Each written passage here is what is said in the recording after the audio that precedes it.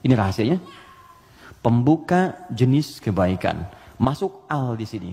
Maka surah Al-Fatihah, seluruh ayatnya, kalau dipelajari dengan benar dan diamalkan, dia akan membuka semua jenis kebaikan yang diharapkan dalam hidup.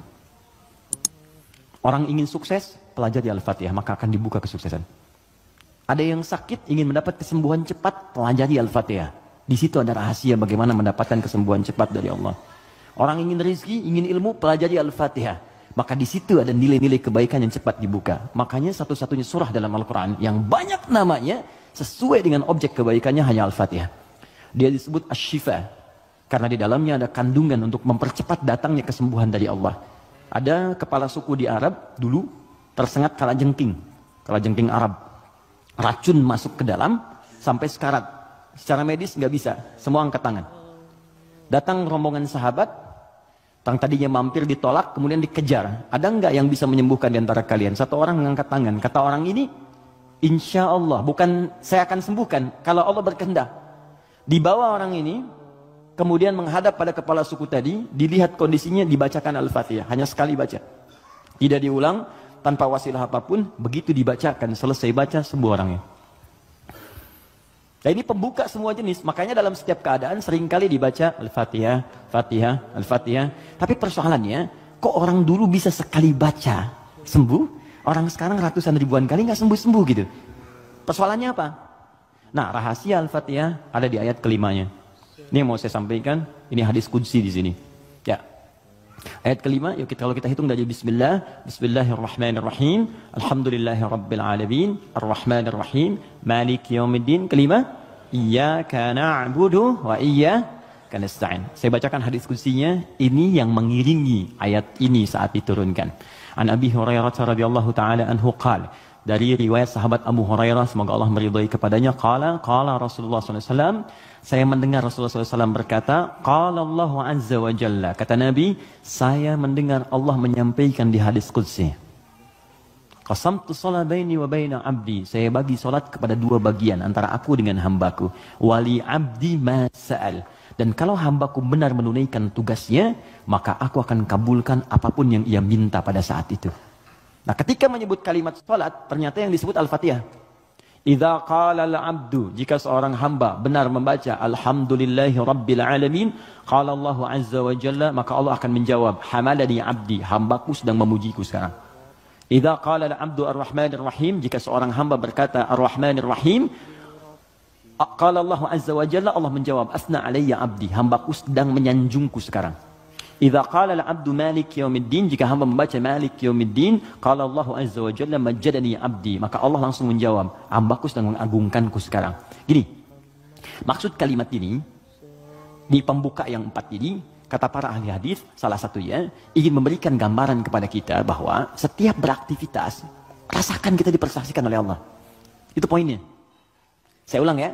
Kalau Anda ingin mendapatkan janji dari kemuliaan Al-Fatihah ini, maka rumus yang pertama, kata para pakar hadis, rasakan setiap kali kita berinteraksi, sekalipun hanya berkata itu, rasakan Allah mengawasi kita. Itu yang disebut ihsan namanya. Apa namanya? Ihsan. Itu ada di hadis Muslim, nomor hadis yang ke-8, paling kiri sebelah atas. Hadis Muslim. Nomor hadis yang ke-8. Di Al-Arba'in, nomor hadis yang kedua. Riwayat Umar bin Khattab. Ihsan an ta'budallaha ka'annaka tarah fa illam takun tarahu fa innahu yara. Perhatikan baik-baik. Anda jadikan, kata Nabi, ini rumus cepatnya, kalau semua hidup ingin dimudahkan oleh Allah, semua ingin dibuka kebaikannya, maka pertama jadikan semua aktivitas kita sebagai ibadah.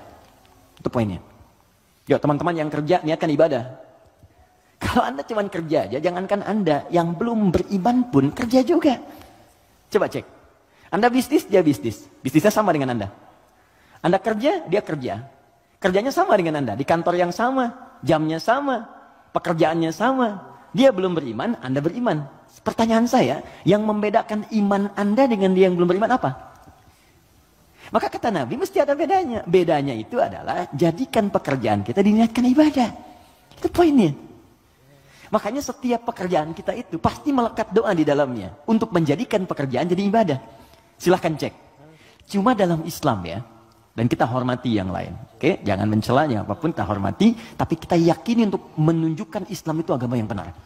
Cuma dalam Islam, yang seluruh aktivitasnya bersanding dengan doa. Dari bangun tidur sampai tidur lagi. Coba lihat. Bangun tidur kita ada doanya nggak? Ada. Cek. Yang lain tidak. Bangun tidur kita ada doa. Makan ada doanya? Ada. Minum? Ada. Berpakaian? Ada. Bahkan maaf ya, urusan ke toilet pun ada doanya. Bahkan kakinya diatur. Masuk toilet kaki kiri, keluar kanan. Beda dengan ke masjid. Masuk masjid kaki kanan, keluar kiri. Doa masuk keluar beda. Tuh, bekerja ada doanya. Even kita tidak tahu doanya pun, kata Nabi cukupkan dengan kalimat Bismillahirrahmanirrahim. Kullu amrin dzibalin la yubda'u fihi bi Bismillahirrahmanirrahim fahuwa abtar. Setiap perbuatan baik yang tidak diiringkan kalimat Allah di dalamnya, minimal Bismillahirrahmanirrahim. Paling singkat Bismillah. Minum Bismillah, makan Bismillah, ya bekerja Bismillah. Itu kalau kita nggak ungkapkan itu mohon maaf, nilai ibadahnya hilang. Ya. Nah, apa manfaat menjadikan aktivitas kita ibadah? Di antara manfaatnya, kalau kita menjadikan itu ibadah dan kita merasa disertai, diawasi oleh Allah, maka mustahil Anda akan mengerjakan yang buruk dalam hidup. Mustahil. Ini ada minuman ditawarkan pada Anda. Dan Anda merasa saat akan minum ini, Allah mengawasi kita. Maka mustahil Anda akan menyentuh minuman yang tidak disukai oleh Allah. Mustahil. Demi Allah saya katakan. Nggak akan pernah Anda minum minuman yang dilarang, bahkan mengucapkan kalimat Bismillah. Udah minum aja dulu whiskinya pakai Bismillah biar dosanya kurang dikit. Nggak bisa. Mustahil. Nggak akan Anda sentuh. Pekerjaan juga begitu. Ya, kaki, tangan, teman-teman yang tugas di dewan, nggak akan nyusun anggaran macam-macam. Kenapa? Karena merasa Allah lihat.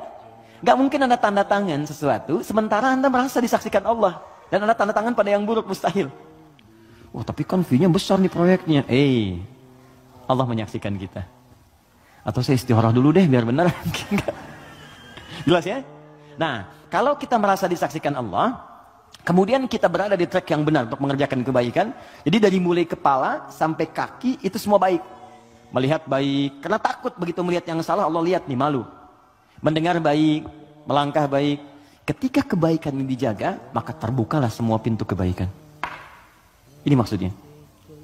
Maka ketika Anda jadikan ibadah, maka perhatikan kalimatnya. Idza qala al-'abdu, ketika hamba sampai pada kalimat iyyaka na'budu. Ya Allah, kepadamu saja, untukmu saja. Perhatikan cara menerjemahkannya. Kami beribadah. Maksudnya kami jadikan semua aktivitas kami sebagai ibadah hanya kepadamu saja.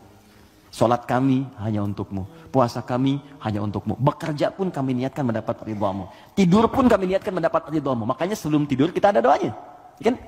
Jika Anda benar mengucapkan kalimat ini, iyyaka na'budu, dan kita praktekkan dalam hidup, perhatikan.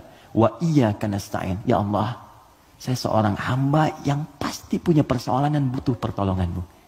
Kalaupun saya punya masalah, pasti saya hanya akan minta kepadamu. Lihat jawabannya. Hadza baini wa baina abdi. Langsung dijawab oleh Allah tuntas. Ini perjanjian antara aku dengan hambaku. Wali abdi. Kalau hambaku benar komitmen dengan perkataannya, mengerjakan semua aktivitasnya sebagai ibadah kepadaku,